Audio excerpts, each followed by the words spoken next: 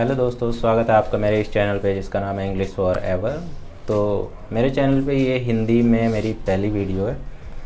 ये हिंदी में मैं वीडियो इसलिए बना रहा हूँ क्योंकि जो आज का टॉपिक है वो बहुत ही ज़्यादा इम्पोर्टेंट है और आपको ठीक से समझ में आना चाहिए। अगर आप इंग्लिश के साथ कंफर्टेबल हो तो मैं सेम वीडियो इंग्लिश में भी डाल दूँगा इसी टॉपिक से रिलेटेड। तो हमारा टॉपिक है, जैसा कि आपने थंबनेल में देख ही लिया होगा, मैं बात करने वाला हूँ इस बुक के बारे में, वर्ड पावर मेड इजी।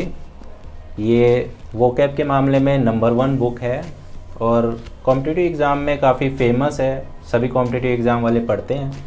लेकिन स्पीकिंग ट्राई कर रहे हैं, जो स्पीकिंग इम्प्रूव करना चाहते हैं, उनको भी ये बुक पढ़नी चाहिए। बिना टाइम गवाए चलिए शुरू करते हैं आज की हमारी वीडियो। तो चलिए बात करते हैं इस बुक के बारे में, क्या इस बुक की खासियत है, क्यों हमें ये बुक पढ़नी चाहिए, क्यों हमें ये बुक ख़रीदनी चाहिए। सबसे पहले तो आपको ये बता दूं, बहुत से स्टूडेंट को ये लगता है कि इसमें 47 चैप्टर हैं, हर चैप्टर में सिर्फ 10 ही वर्ड हैं, तो इस हिसाब से आप 450 से 500 नए वर्ड सीखने वाले हो। तो ऐसा कुछ नहीं है। आप इस बुक से कम 2500 से 3000 वर्ड को कवर कर सकते हो। वो मैं अभी आपको प्रैक्टिकल एग्जाम्पल दे के समझाऊँगा और इसके फ़ायदे भी बताऊँगा कि इस बुक में ऐसा क्या है कि ये बुक नंबर 1 है और इतने कम वर्ड होने के बाद भी ये बुक इतनी क्यों पढ़ी जाती है। मैं आपको डिटेल में एक्सप्लेन करने की कोशिश करूँगा, कॉपी पे भी समझा दूँगा और अभी भी कुछ इम्पोर्टेंट एग्जाम्पल के हिसाब से समझाता हूँ। फॉर एग्ज़ाम्पल, हमारा इसमें पहला वर्ड है ईगो। ईगो का मतलब आपको पता है, या तो आई होता है या सेल्फ होता है। लेकिन आपको ये नहीं पता होगा कि ईगो जो वर्ड है वो लैटिन वर्ड है, ये इंग्लिश का वर्ड नहीं है। ये आज से कम 200 साल पहले हमने ले लिया था या यूज़ करने लग गए थे इंग्लिश लैंग्वेज में, और अर्ली 19 में ये बहुत ज़्यादा फेमस हो गया, बहुत ज़्यादा स्पीकिंग में आ गया। ईगो का मतलब होता है ना, मेरा ईगो हर्ट कर दिया, तो ये काफ़ी ज़्यादा चलन में आ गया, बहुत ज़्यादा फेमस हो गया। तो हमें लगता है ये इंग्लिश का ही वर्ड है, लेकिन ऐसा कुछ नहीं है, इंग्लिश का वर्ड नहीं है, ये लैटिन वर्ड है। और ये सब वर्ड कैसे आए, कब आए इंग्लिश में, ये भी मैं आपको समझाऊंगा। इस बुक को मैं 10-10 वर्ड करके एक वीडियो लेक्चर में आपको समझाने की कोशिश करूँगा और उन 10 वर्ड से और हम कितने वर्ड कवर कर सकते हैं उसके बारे में भी मैं डिटेल में आपको समझाऊंगा। कौन सा वर्ड कहाँ से आया, इस वर्ड से हम कैसे और वर्ड बना सकते हैं, इस वर्ड से हम कैसे एक अंदाज़ा लगा सकते हैं कि इस वर्ड का या इसका मीनिंग ये होगा। मतलब मैं ये कहना चाहता हूँ कि अगर आपको आधे वर्ड का मतलब भी पता होगा ना, तो आप तुक्का मार के भी काफ़ी हद तक कॉम्पिटिटिव एग्ज़ाम में नंबर ले सकते हो। फॉर एग्जांपल, ईगो का मतलब पता है आपको, आई मतलब जब हमारे खुद की बात होती है, सेल्फ की बात होती है, तब ईगो का यूज़ होता है। ईगो के बाद कोई भी वर्ड लगा होगा, मान लो आपको ईगो के बाद लगा हुआ वर्ड पता नहीं है, लेकिन ईगो का तो पता है ना, तो उससे आप एक अंदाज़ा लगा सकते हो और आपका अंदाज़ा 70 to 75% सही होगा। तो ये होगी कॉम्पिटिटिव एग्ज़ाम वाले स्टूडेंट्स की बात। आप बहुत सारे नए वर्ड सीखने वाले हो, जो इस बुक में सिर्फ वही नहीं सीखोगे, और भी बहुत सारे नए वर्ड आपको सिखाऊंगा मैं, टेंशन लेने की जरूरत नहीं है। अब बात करते हैं स्पीकिंग वाले स्टूडेंट को। तो स्पीकिंग वाले स्टूडेंट को ये बुक इसलिए पढ़नी चाहिए क्योंकि जब आप अपनी वोकैब इंप्रूव करते हो तो कम्युनिकेशन स्किल अपने आप इंप्रूव हो जाती है, आपकी कॉन्फिडेंस लेवल बढ़ जाता है, आपकी रीडिंग स्किल बढ़ जाती है, आपकी लिसनिंग स्किल बढ़ जाती है। जब मैं कुछ बोलूँगा, कोई वर्ड मैं यूज़ कर रहा हूँ, आपको उस वर्ड का मतलब ही नहीं पता, तो आप कैसे समझ पाओगे मेरी बात को। तो समझने के लिए वोकैब बहुत ज़रूरी है। और इसमें ऐसा नहीं है कि कॉम्पिटिटिव एग्जाम से रिलेटेड ही सारे वर्ड है, आधे से ज़्यादा वर्ड आप अपने स्पीकिंग में यूज़ कर सकते हो। इसीलिए ये बुक आपके लिए बहुत ही इम्पोर्टेंट है। चलिए मैं आपको कुछ एग्जाम्पल दे के समझाता हूँ, शायद आपको समझ में आ जाए, आपको अच्छे से समझ में आ जाएगा। ज़्यादा नहीं, मैं सिर्फ 2 या 3 वर्ड को ही एक्सप्लेन करूँगा और आप समझ पाओगे कि कैसे हम इस बुक का फ़ायदा उठा सकते हैं और कैसे हम वर्ड को लंबे टाइम तक याद रख सकते हैं। उससे पहले मैं आपको एक बात बता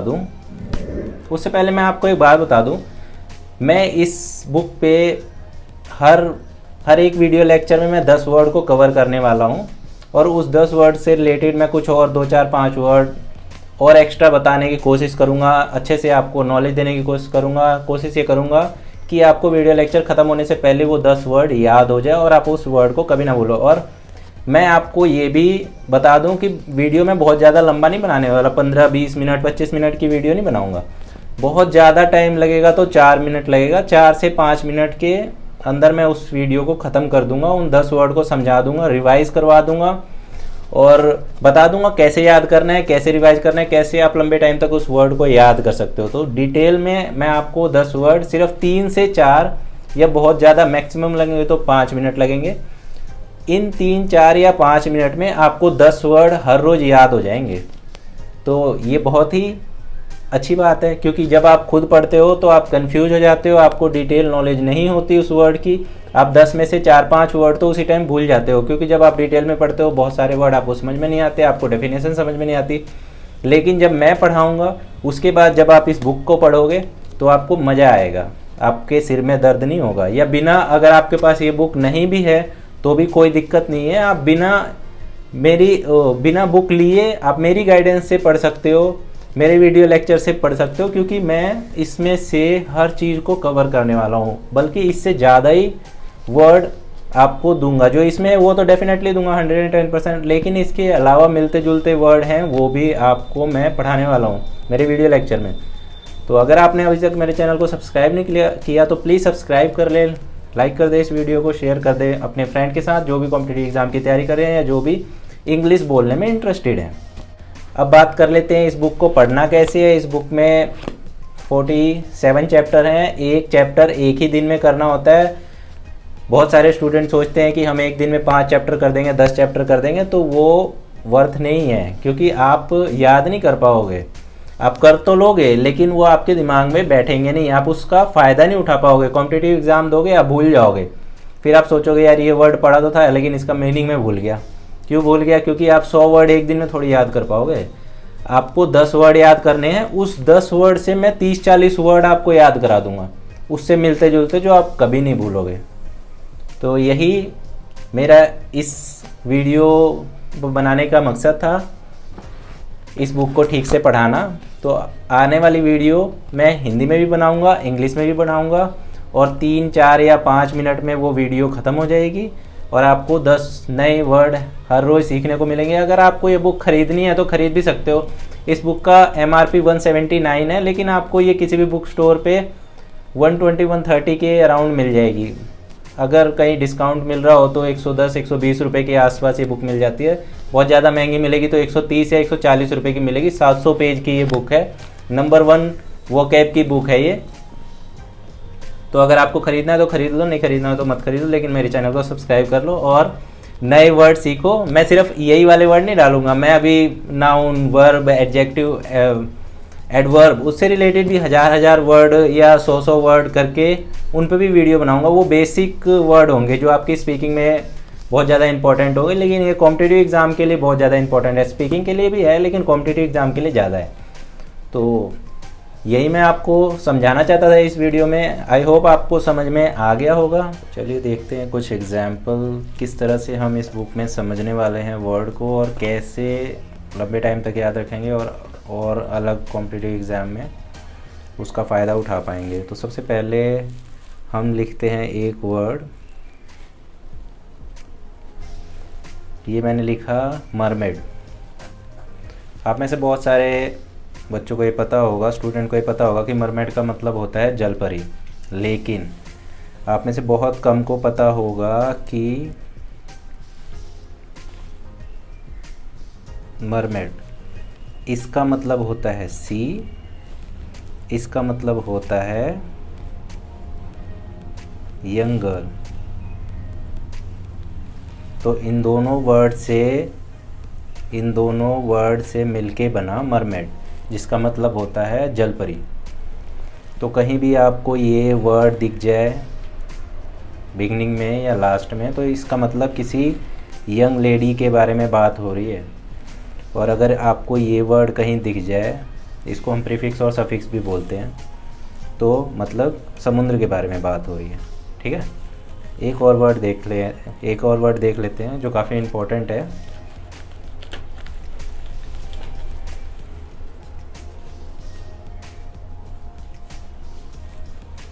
इसका मतलब आपको पता होगा सुसाइड, मतलब आत्महत्या करना। लेकिन जो ये है इसका मतलब आई होता है। सेल्फ भी हो सकता है, मतलब जब हम खुद को मार लेते हैं, और इसका मतलब होता है किल करना, किसी को जान से मारना। तो हम ये किसको मार रहे हैं? हम खुद को मार रहे हैं। तो इससे कुछ एग्जाम्पल देखो, समझ में आएगा क्या फ़ायदे होते हैं ये वर्ड सीखने के। समझ में आएगा ये वर्ड सीखने के क्या फ़ायदे होते हैं। जैसे आपने कहीं देखा साइड, इससे पहले अगर आपके पास, मैं ये लगा दूँ,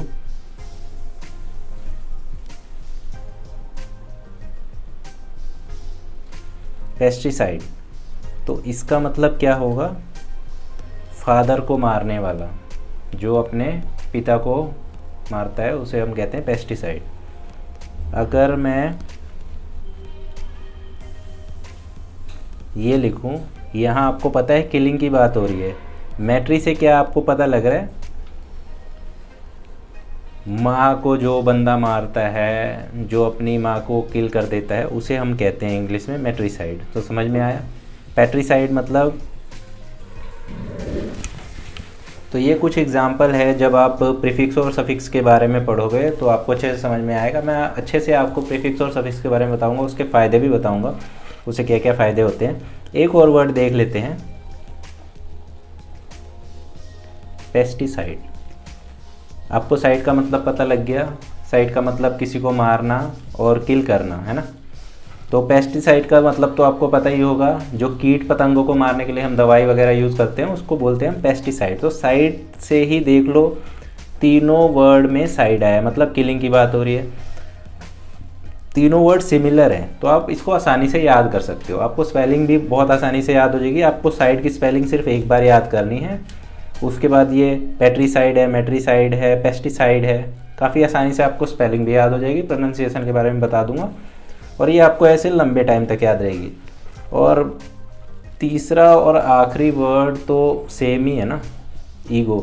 मैंने आपको बताया था लैटिन वर्ड है जिसका मतलब आई और सेल्फ होता है, तो इसके बारे में ज़्यादा बात करने की ज़रूरत नहीं है। आई होप आपको समझ में आ गया होगा इस इन एग्जाम्पल के through, that how can you improve your vocab and how can you learn vocab, or how can you remember these vocab for long time. So बस यही समझाना था। आई होप आपको वीडियो समझ में आई होगी। अगर आपको वीडियो अच्छी लगी तो प्लीज़ लाइक कर दीजिए, शेयर करिए अपने फ्रेंड के साथ, और सब्सक्राइब कर लीजिए इस चैनल को अगर आपने अभी तक सब्सक्राइब नहीं किया है। Thanks for watching this video guys. अगर आपको कोई भी क्वेश्चन है तो please do let me know in the comment box below. Till then, bye bye. God bless you.